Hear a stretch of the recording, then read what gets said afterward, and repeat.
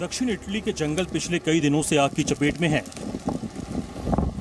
Fire fighters आग पर काबू पाने की लगातार कोशिश कर रहे हैं।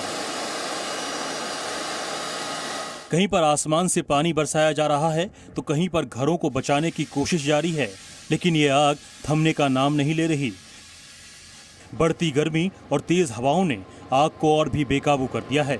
आसमान में उठती आग की लपटों को देखकर आप अंदाजा लगा सकते हैं कि आग कितनी भयानक है।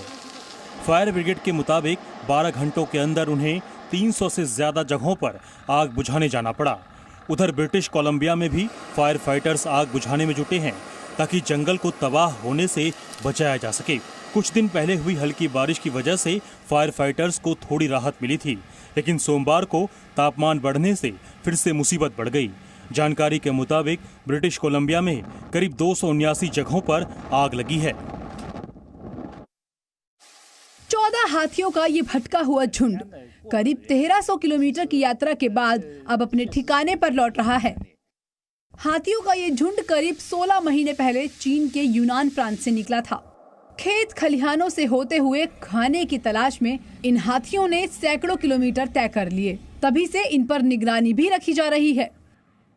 तस्वीरों में हाथी एक पुल को पार करते झुंड कहीं दोबारा न भटक जाए, इसके लिए रास्ते में ट्रक और गाड़ियां लगाई गई हैं। जगह जगह इनके लिए खाना भी रखा गया है।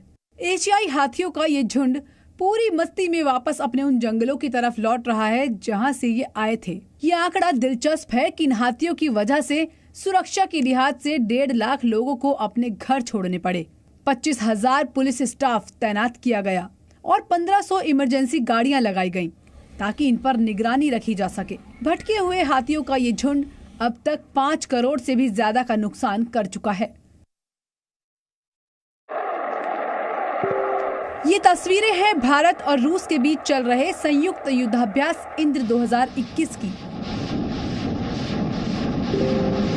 रूस के वोल्गोग्राद में चल रहे सैन्य अभ्यास का आज 11वां दिन है। यहाँ आतंक से निपटने के लिए ड्रिल की जा रही है, जिसके लिए एक आतंकी बेस तैयार किया गया है। यानी युद्ध या किसी आतंकी कैंप पर स्ट्राइक के वक्त जैसे हालात होते हैं, ठीक उसी तरह से ये अभ्यास किया जा रहा है। ड्रिल में KA-52 एलिगेटर अटैक हेलीकॉप्टर भी शामिल है, जो मिसाइल लॉन्च कर रहे हैं। भारत का पराक्रमी T-90 टैंक भी इस संयुक्त युद्धाभ्यास का हिस्सा है। इस संयुक्त युद्धाभ्यास में दोनों देशों के 250 सैनिक शामिल हुए हैं। इंद्र 2021 में भारत और रूस संयुक्त राष्ट्र के जनादेश के तहत आतंकवाद विरोधी अभियानों का संचालन कर रहे हैं।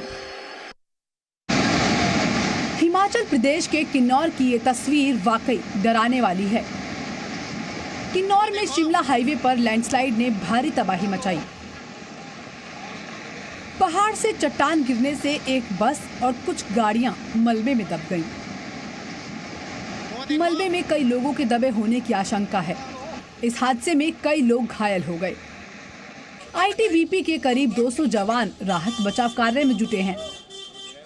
पहाड़ों से गिरती चट्टानों की वजह से रेस्क्यू ऑपरेशन में काफी मुश्किल हो रही है, लेकिन फिर भी ITBP के जवानों का रेस्क्यू ऑपरेशन जारी है।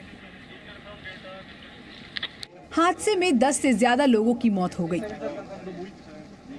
और करीब 14 लोगों को रेस्क्यू किया गया है।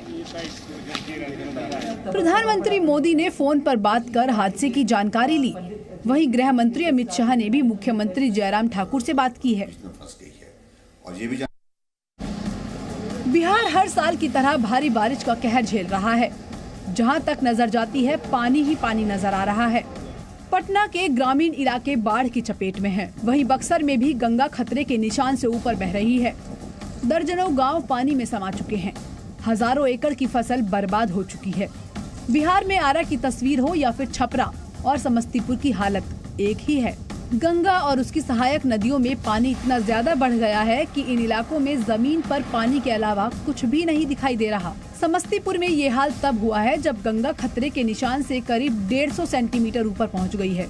नदियां अपने साथ गाद, मिट्टी, रेत लेकर बहती हैं। साल दर साल इनकी सफाई नहीं होती तो उनकी क्षमता भी कम हो जाती है और बाढ़ का खतरा उतना ही गंभीर हो जाता है। और अभी खतरा टला भी नहीं है। मौसम विभाग के मुताबिक अगले 3 दिन बिहार के कई इलाकों में तेज बारिश हो सकती है।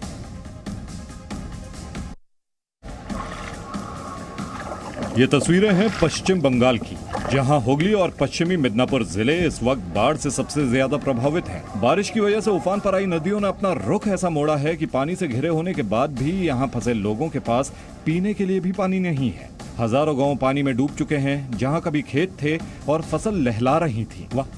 Presenting B News app, available on Google Play and App Store. Download it now.